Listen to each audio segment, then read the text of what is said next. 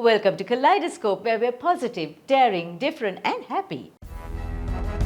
A quick run through Sri Lankan history, the analysis of voting patterns, and we play house at Barefoot ahead of the show today. Kaleidoscope is on YouTube, Facebook, Instagram and LinkedIn. Do subscribe, follow and like us for more. To our fantastic partners Srilanka Life, CDB and the Daily Morning, thank you for being so amazing. CDB Hybrid Leasing. Enjoy exclusive interest rate and much more for hybrids, plug-in hybrids and EV vehicles. Looking back at the week that was on CDB Snapshot. Sri Lanka's economy grows by 4.7% year-on-year in the second quarter of 2024. Sri Lanka's total tax revenue from January to August is upwards of 1.2 million rupees, a 28.5% increase year-on-year. Two Italian men are fined 60 million rupees for trying to smuggle hundreds of insects out of Yala National Park. Lionel Messi sets another Major League Soccer record, scoring 2 goals in 4 minutes. Protesters disrupt an Atlanta City Council meeting with ping-pong balls.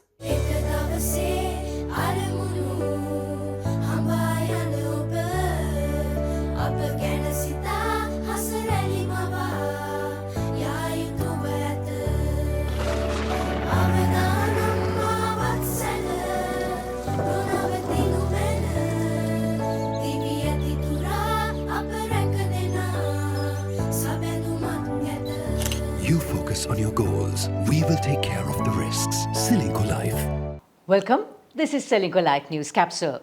In a country that espouses democracy but somehow has a voting pattern that seems wanting, does democracy work? We get back to a chat we had with conservationist, scientist and public policy advocate Rohan Pethiagoda, and I asked him if democracy really works in a country like ours. Yes, of course it does. Democracy works wherever it's allowed to happen.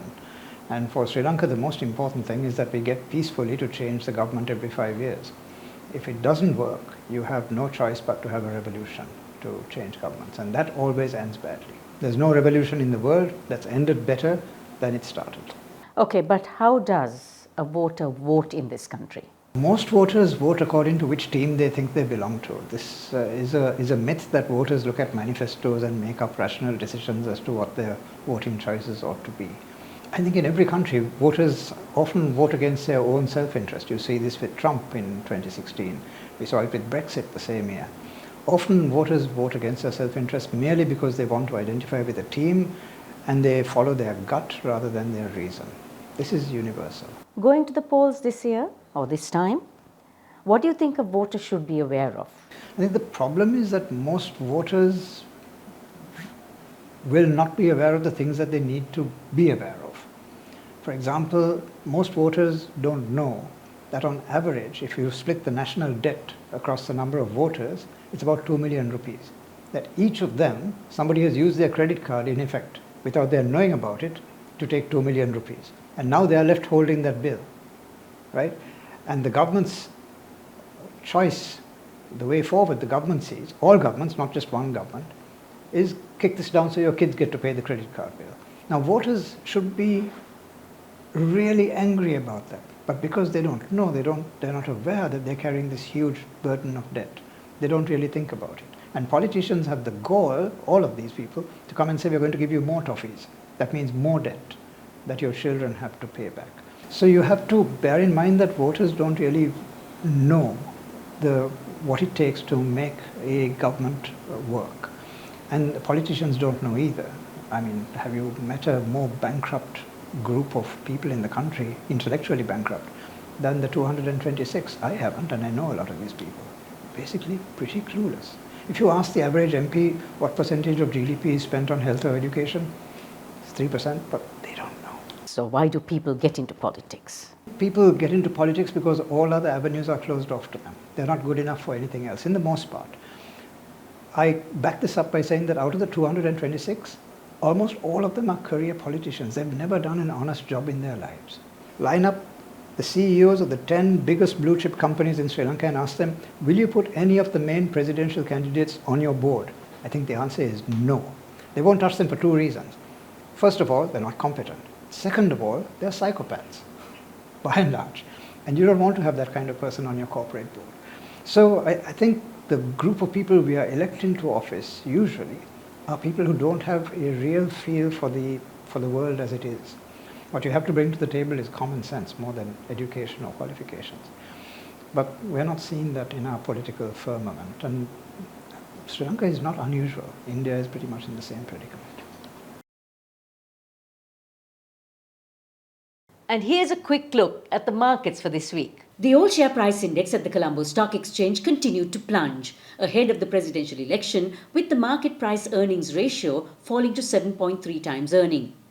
Saudi Arabia and its OPEC Plus allies will not restrict their own production further to offset the slowdown in consumption growth and slide in prices, which have now reached the lowest levels in a one-year period of $70 per barrel. Gold prices held firm above the $2,500 per ounce level as markets awaited US inflation data to gauge the depth of expected interest cuts by the Federal Reserve next week. New York Fashion Week is in full swing and sustainability is all the rage. Cristiano Siriano, coach, House of Qadar, Prabha Gurung and the Orr Foundation put on stunning fashion displays to bring sustainability center stage.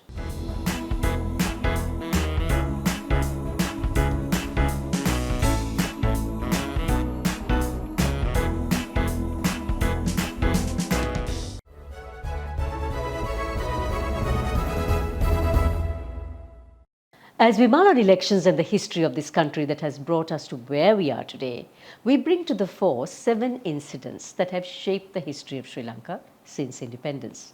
Each decade has a singular story that continually transformed our fellow citizens. The stage's theatre groups, Dear Children Sincerely, provokes thought, provokes discussion, and provokes a tour de force of post-colonial Sri Lankan history.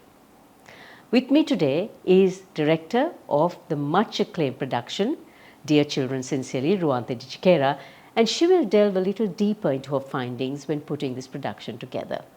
Why did you think of highlighting these particular 7 incidences in your play? The whole thing started with the research and interviews with the generation born in the 1930s. And everybody that we interviewed, we asked them what were the turning points in each decade. And it was amazing because a lot of the people agreed on what the turning points were. The question we put to them was, what was a point beyond which Sri Lanka, you felt that Sri Lanka could not come back from whatever happened?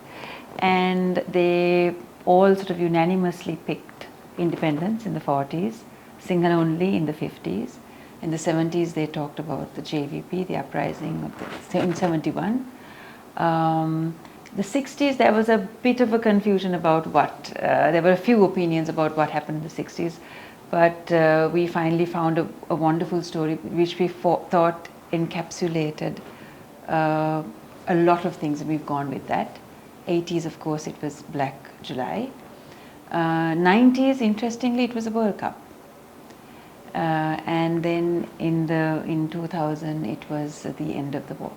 So, what were your findings in putting this play together? They were really quite a remarkable generation, and I think they were sort of essentially socialists.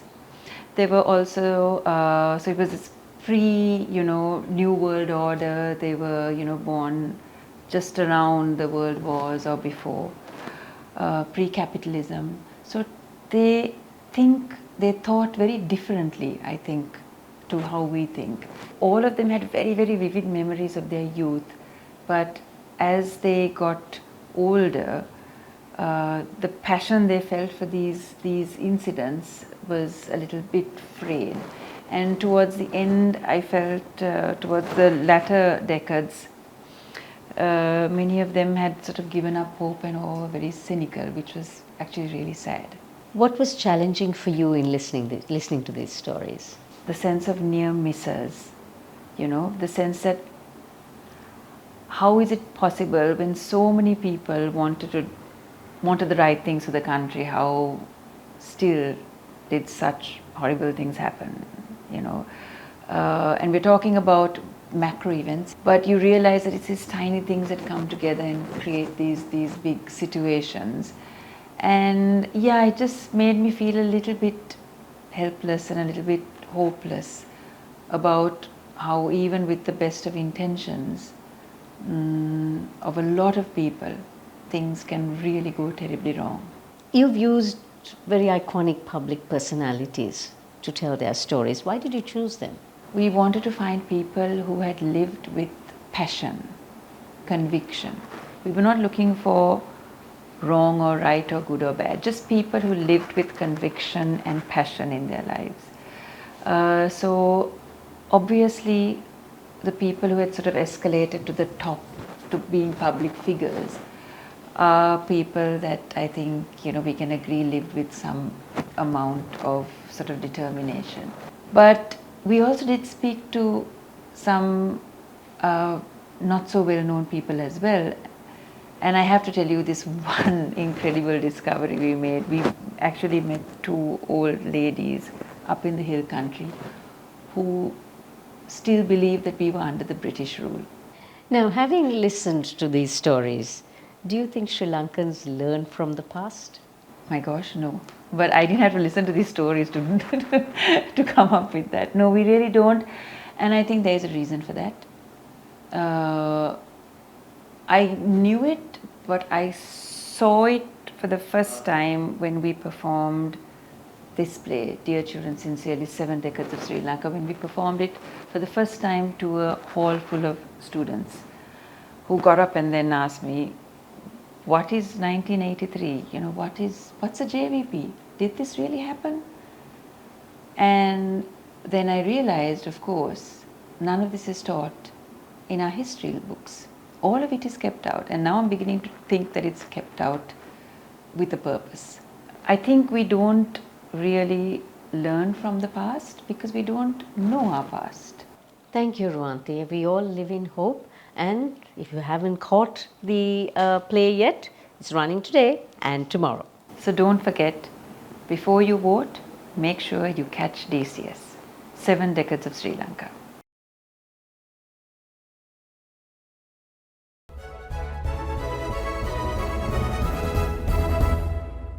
She brought in geometric designs, bright color blocks, and a legacy of the weed that today remains its hallmark. Barefoot turns 60 this year and pays homage to its founder, the iconic Barbara Sanzoni, with an exhibition reimagined by a collective of young designers who remain true to the legacy that is Barbara.